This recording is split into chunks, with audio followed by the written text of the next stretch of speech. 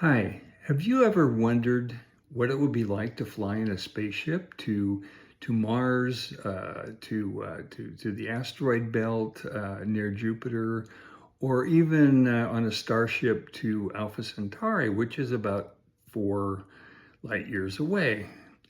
Uh, Hi, I'm Richard Anderson, and I'm a science and science fiction author, and I have described some of these things in one of my books.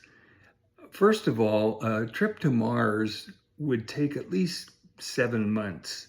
So you can imagine being cooped up in a say a first class chamber on an airline for 7 months, day after day, week after week. Months drag on, and you're sitting in this cubicle. That's not very realistic for a number of reasons. So first of all, you'd be crazy after the first 3 days or so.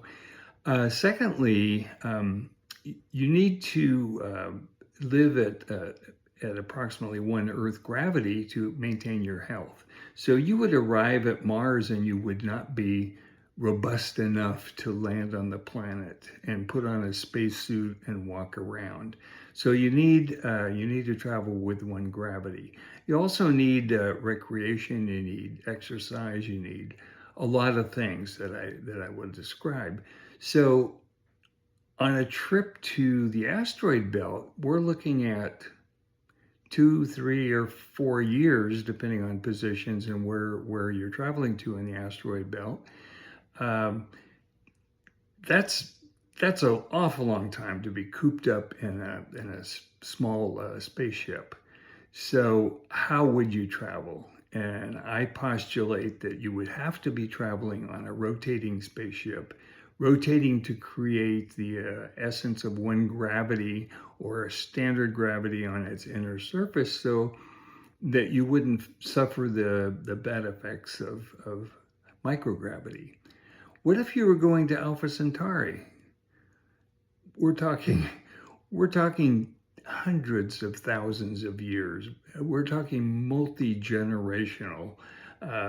So I do have a brief example of that in my book where um, it's a whole fleet, a whole society is traveling with everything. Plants, animals, everything that we have on Earth would be encapsulated in this on this trip because it would be a one-way trip. Um, well, even if you're traveling at warp 10 on the Starship Enterprise to go to Alpha Centauri, warp 10 times the speed of light, it would take you 83 days to get there. So that just gives you an idea how the distances almost insurmountable. So traveling within our solar system, we probably can do that in the near future. To the stars, highly unlikely. Anyway, to find out more, you can log on to Amazon and seek out my books. The Evolution of Life, Big Bang to Space Colonies. That is a science nonfiction book. Or two science fiction books. One, Outbound, Islands in the Void, and the second one is Outbound, Meta Mars.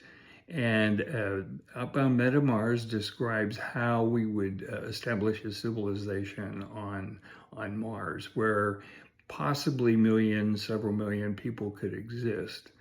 So if you enjoyed this, if you've enjoyed this video, please follow and check out my website and check out the books that I have published. Thank you.